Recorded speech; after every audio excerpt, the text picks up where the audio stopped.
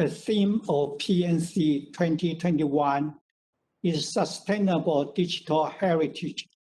This theme is closely bound up with the concept of preservation, of how we approach the preservation of data that the humans have generated for the past several decades.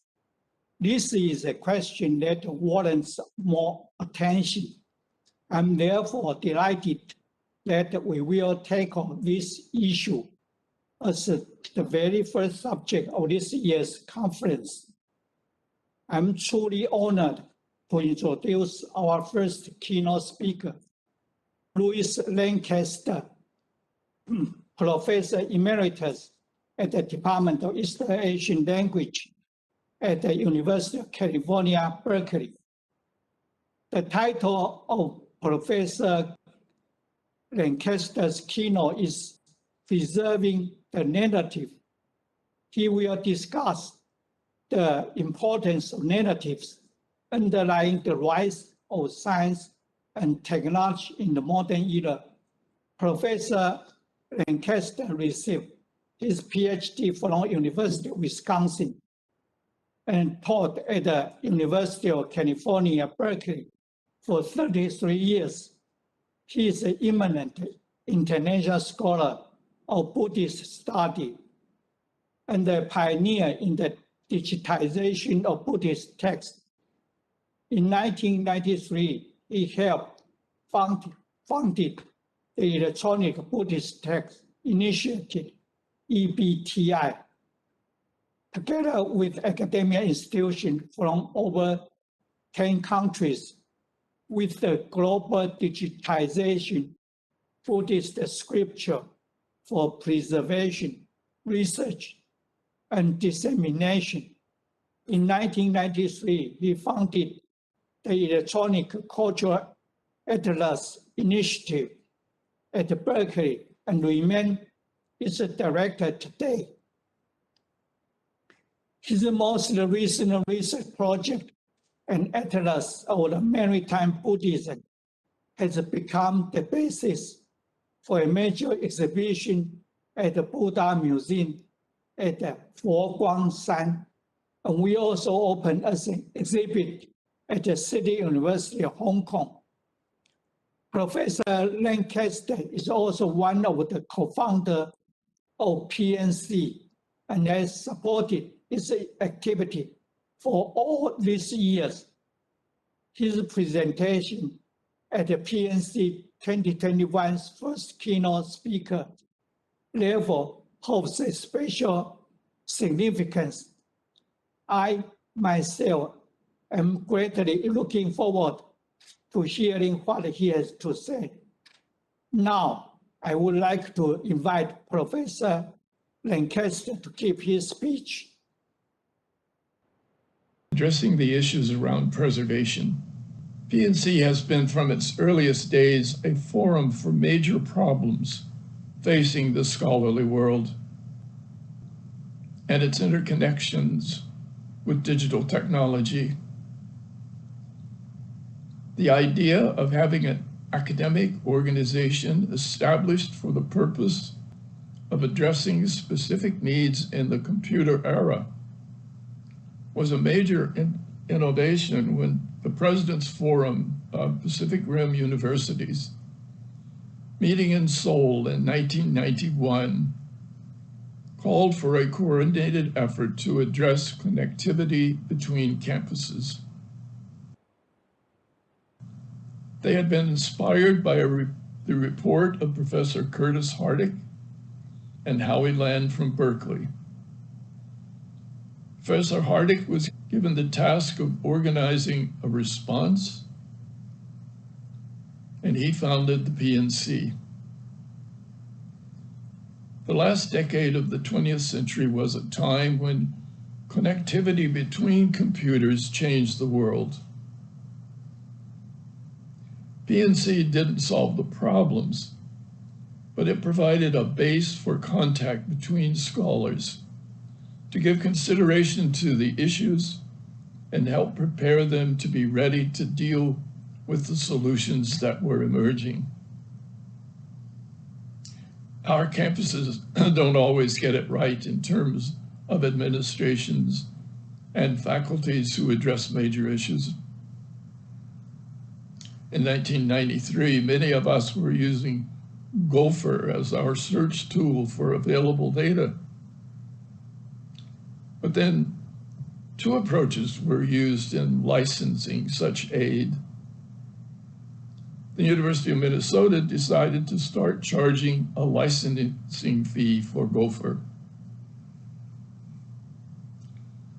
The fast-growing tool ceased to grow. And when in the same year, Tim Berners-Lee at CERN made the source code for his web browser available without payment of royalties, Gopher was marginalized and mostly forgotten. Now, I give this as an example that connectivity was being addressed around the world. And PNC was primarily a messenger of the state of the art for its members.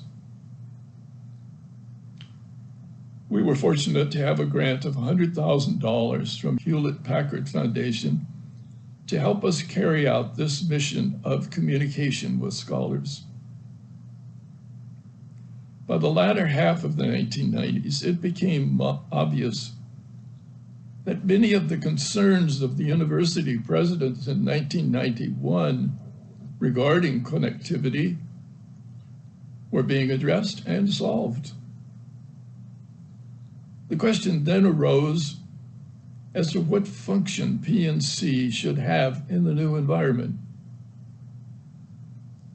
As Michael Buckland, my co-director at ECAI, will on occasion ask, is it time to declare victory and go home? Well, PNC directors decided it was not yet time to go home. While connectivity was no longer so pressing, there were many other computer-related matters that scholars needed to discuss. At this point, the decision was to move the PNC focus to the input of scholarly and cultural heritage data. Part of this move involves forming a loose partnership with the Electronic Cultural Atlas Initiative at Berkely. A very large project housed at Academia Sinica was the National Data Input Project. So as the PNC shifted its mission, it was felt that Academia Sinica offered a more appropriate home base. And so it left its initial home in Berkely and shifted administrative functions to this campus in Taiwan. The ability to respond to current needs is one of the major reasons that PNC has remained relevant to our scholarly enterprises. Well, today I think we're ready for another moment of reinvention. The theme for this year is preservation. This is no small matter. It is becoming obvious that greater effort needs to be focused on how to keep all the data that has been input over the last decade. So once again, PNC is taking the lead in providing a home for the discussion of preservation. We have before us a number of concerns. In 2121, a century from now, how will people view these decades of the 20th and 21st centuries when the digital age was born and became a global movement and a major cultural feature of human life?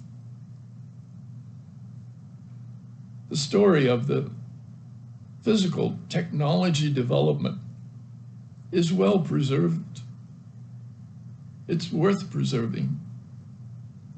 From the first silicon transistor in 1947 with ceramic wafers appearing a decade later, followed by integrated circuit silicon chip in 1959, to our present chips that hold enormous amounts of memory.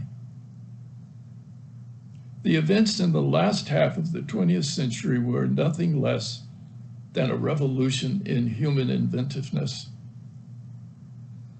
So our focus for this conference is to wonder how much of information data that we now have will still be preserved 100 years from now. Will it be of use? And what will have happened to all of our software functionality? We're fortunate to have extensive historical accounts of the advances made with hardware and software over the decades. We know dates of introduction, names of engineers and organizations that produce the hardware, and to a certain degree, the software. There is even a computer history museum. This specific information is being preserved and analyzed.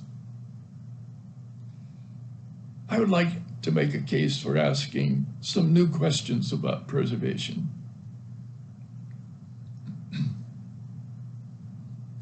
The digital age is not just made up of machine hardware construction, nor is it limited to knowledge about silicon chips. The advent of technology that we observe appearing in all aspects of human experience is more than machines. It has become the central cultural feature of the current era. My question: how will we preserve the narrative of the events, actions, and explorations of our era? The digital systems came into existence because of human activity, and the story of that activity will become an important part of the preservation enterprise. One example: what is the story of how Chinese glyphs became a part of the digital story? I can still remember when pundits with impressive credentials spoke of the computerization of data being limited to the Roman alphabet. They could not conceive the input of complex Chinese glyphs. Well, Academia Sinica is the right place to start a discussion of the input of Chinese language material. The story of how data in digital format expanded beyond alphabetic languages must always take into account the events and the creations that were made by the staff and researchers of this institution. For example, it's impossible to tell the story without reference to the work of Professor C.C. Shea and his lab. He was a pioneer in the field of digital Chinese. His efforts created the major codings for each character years before Unicode standardized an international numbering for letters and glyphs. It was Professor Shea who made the first large database of Chinese cultural information when he did the input of the dynastic histories of China. When I first conceived a plan to put the Chinese Buddhist canon into digital format, the best advice I was given was to first visit Professor Shea. But when I came here to see him, and he demonstrated how one could search and find all examples of any characters in the dynastic histories. It was a moment that changed my whole way of looking at text. His experience and his depth of understanding the digital world made him an intangible treasure. He helped me to avoid one pitfall after another that would have made my proposed project of digitizing 160,000 pages of Chinese nearly impossible. So we should not only preserve the dynastic history data, but also the description of what Professor Hsieh had to develop in order to transfer the information from paper to a silicon chip. Simon Lin is another such digital pioneer who trained in physics and took on added expertise in computer programming. When the Super Collider team in Switzerland needed help to download and preserve data, they looked to Professor Lin here at Academia Sinica. His story of laying fiber optic cables from here to CERN, Switzerland, in order to receive and preserve the information flowing from the world's largest machine needs to be preserved, as well as the data itself. He and Professor Hsieh were also capable of moving beyond the specific task of their local computer lab. They reached out to help scholars in many fields input large amounts of data, including cultural resources. In the 1980s and early 90s, I was active in the input of the Chinese Buddhist canon as found on the 13th century printing blocks of Korea. As I mentioned, it was a project that brought me to Professor Hsieh. When I started the project in 1989, it was made more difficult by the lack of memory on my computer, lack of a software with a complete font of ancient characters, lack of easy-to-use input method. In one way, I started too early. However, innocence is sometimes a virtue in such cases, and I did not know better than to try to make a digital version of the canonic text in Chinese.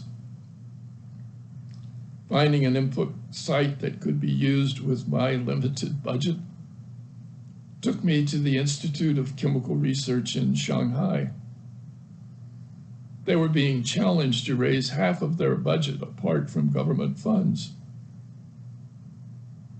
They had a state-of-the-art DEC computer that amazed us with its memory capacity. It could hold a document that contained 1 megabyte of data. We had never known such capacity. So the Institute was given permission to remove the blockage of traditional characters. And so we began the input, trying to emulate the work of Professor Hsieh. Well, these are just a few of the sagas that need to be remembered as a future generation seeks to understand what happened when the digital age first began to include cultural heritage material and multilingual data. Good records record successes, but also failures, or at least attempts to remember the task that did not survive, that never found a user group. During the so-called .com era, when people were just beginning to seek for commercial support, thousands of ideas, models, demo of potential programs appeared. And at first, investors rushed to acquire the newest software with dreams of significant financial rewards. When it soon became apparent that not every offering was going to make a fortune, the money disappeared. And many of the innovations that were coming into existence were abandoned. Was it the case that those multiple visions were truly worthless? Have we allowed useful software to be cast aside? Who can tell the story of those dot-com offerings? Who can preserve those programs that may not have made the grade with investors, but still retain worth? Just as with the dot-com projects, there have been hundreds of proposals put forward to foundations and educational institutions that included cultural heritage with digital components. Would it not be helpful to have a record of such proposals, even those that were not funded? Reviewers are not always right. They don't always identify the research that will lead to new discoveries. Especially in the early digital age, reviewers of grants frequently had no experience with how to judge the described efforts of those attempting to make use of the computer.